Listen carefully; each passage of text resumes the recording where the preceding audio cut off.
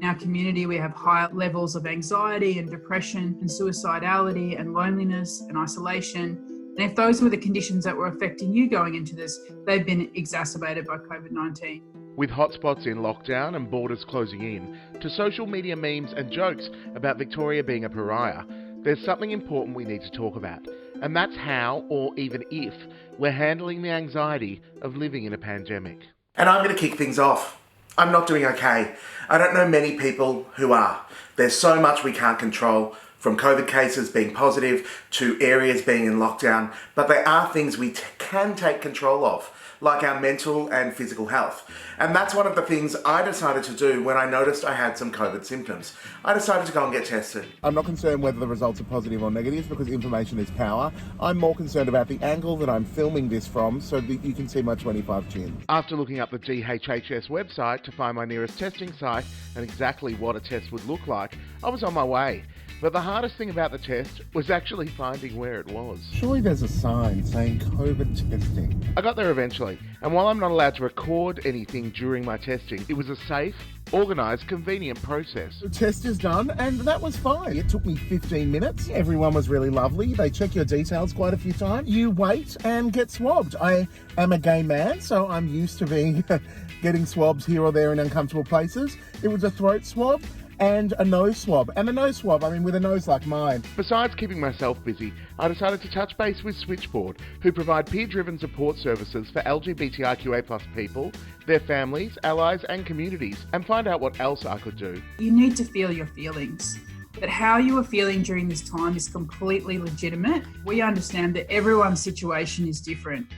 Some people are in lockdown, some people are in hard lockdown, other people have parents in aged care, we have some people living in aged care, and we have some people who've lost work. The situations are as diverse as any other community. However you are feeling is completely legitimate, and the best thing you can do is not to push down those feelings, those anxieties, but to acknowledge that they exist. Don't minimize them. Don't go through a process of saying, well, I haven't got it as hard as this person, because that's not going to help you to address your mental health needs. Pretending that they're not there or that you don't have a right to them is not going to help you address them in the long term. It's hard for us to admit that we're not doing okay, especially when we see others doing it tougher on social media. But if we're going to get a handle on the added anxieties and pressures we're currently facing, then we need to talk about social media as well.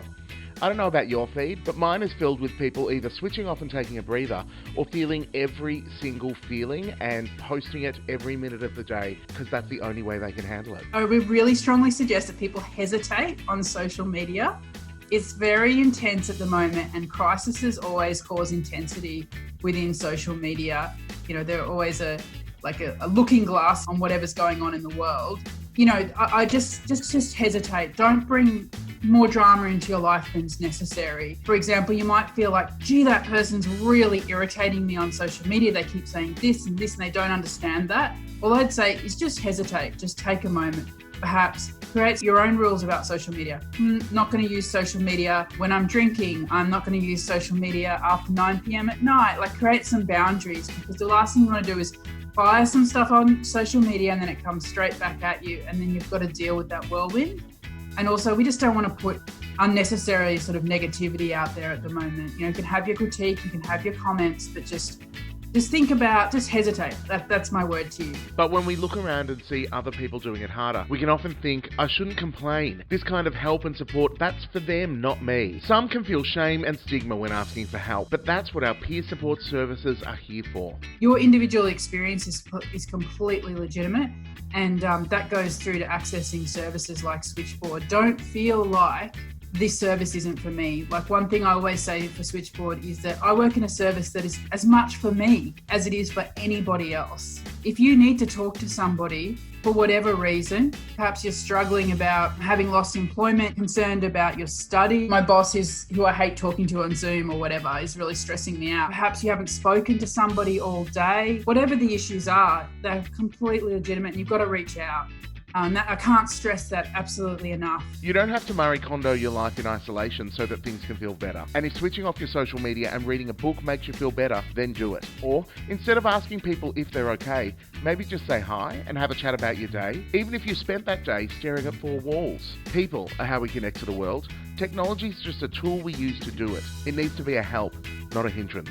When it comes to your mental health and well-being, you can't leave it up to chance. You need to plan for it like you do with everything else in your life if you want success around it. And so Switchboard is here for you. We are running this service throughout the pandemic. We're here always, 3 p.m. to midnight. We're part of the National Q Life service. You can call or web chat, and that's 1-800-184-527. We can all help ourselves by switching off from stress, anxiety and loneliness and switching on to Switchboard. Why not reach out and say hello today?